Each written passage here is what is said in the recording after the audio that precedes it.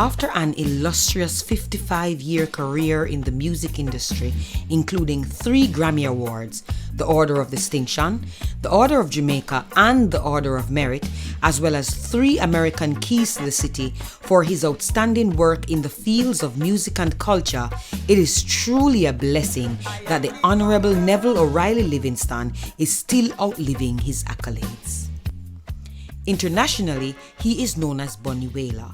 The man himself, affectionately known by family, friends, and fans as Jabi, still walks among us.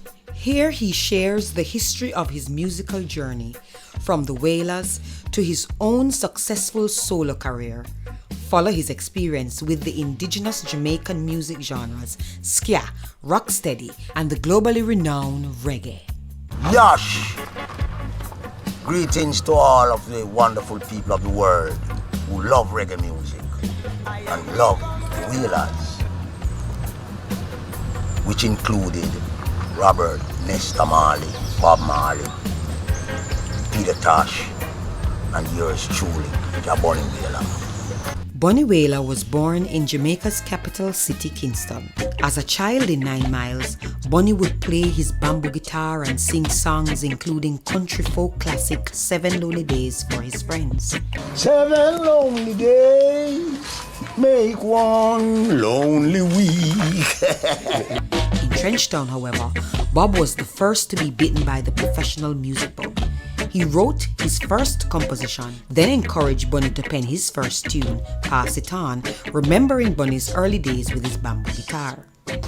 The music, reggae, ska, rocksteady, began in Trenchtown. Robert Marley sang first. Judge not before you judge yourself. Robert Marley first sung for Beverly's.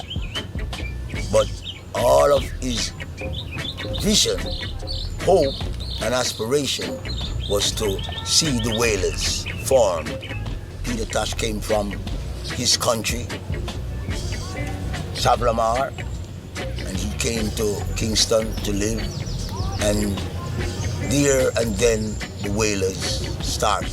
Junior Brathwaite and Beverly Kelso, along with us, started the Wailers. And the Wailers in that time was coached and trained by Joe Higgs of Higgs and Wilson, and Joe Higgs really gave us the kind of lesson that the world has come to full joy coming from the Wailers. And although Joe Higgs is not here, I give maximum respect unto Joe Higgs. It may not sound like a reggae now, but it is. Every day my heart is sore,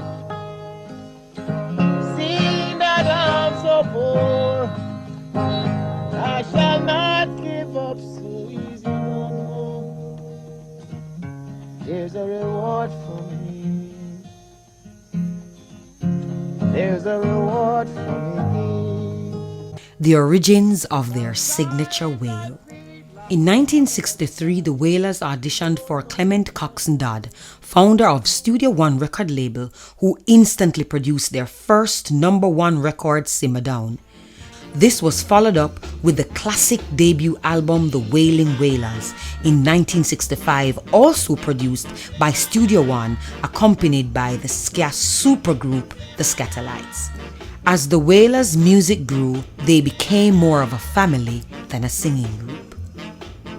It was Bunny Wailer who stepped up by writing and singing lead to sustain the group's relevance with Constantine Vision Walker during Robert's mission in Delaware. No one could bring bad vibes to any Wailers once Bunny was around. He was also very protective of his community and helped them in any way he could. He believed they were the backbone of the Wailers and therefore even Wailers themselves. He became a man of the people. One of the main attributes to Bunny Wailer and his career with the Wailers was his business mind. The Wailers had a record shop on Beeston Street, and he was sure the operations were running like a well-oiled machine. The Wailers started the first local artist-owned label, Wailing Soul M, in 1966. They later founded the Tough Gong label to distinguish their export releases. Their logo carried the symbol of 3 hands, each representing a member, holding the arms of another, making a diamond of unity. After the internationally acclaimed Catch a Fire and Burning albums for Island Records and the success that followed, Bunny Wailer decided to stop touring, risking stardom for his Rastafari faith. After the Burning and Catch a Fire tour, Peter also decided against touring. This was widely viewed as the breaking up or disbanding of the Wailers. The Wailers, however, never broke.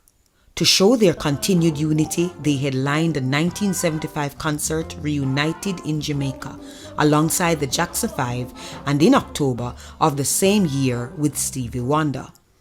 It was also in 1975 when Bunny recorded his debut album. Bob, Peter, Carly and Aston sang and played respectively on the project. The Wailers decided to support each other as solo artists while promoting the Tough Gong label as their united front. It was after Bob's passing in 1981 he sang his last album, Bunny Wailer Sings the Wailers, for Island Records. He departed the label as his relationship with Blackwell soured.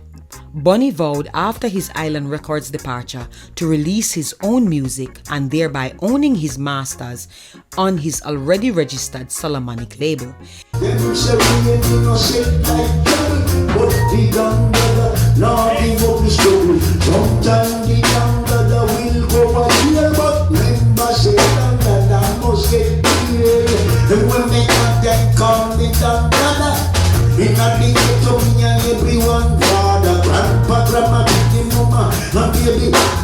Everyone they call me the Gandada. So children, where have you been to?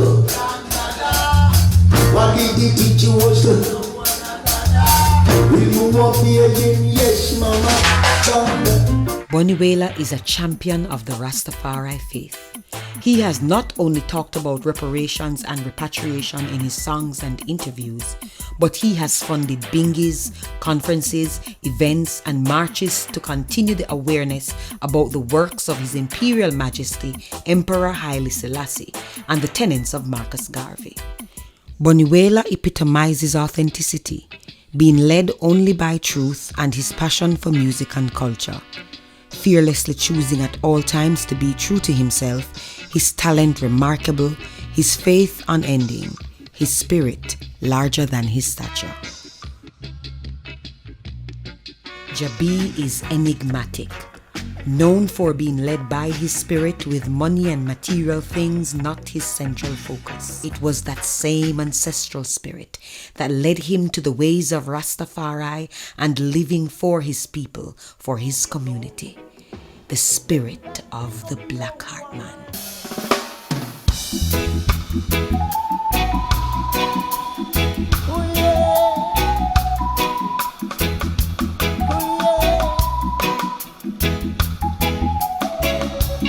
She got the Black Heart Man, children. I said don't go near him. She got the Black Heart Man, children. For even lions fear him. She got the Black Heart Man, children. I said don't go near him. She got the Black Heart Man, children. For even lions fear him.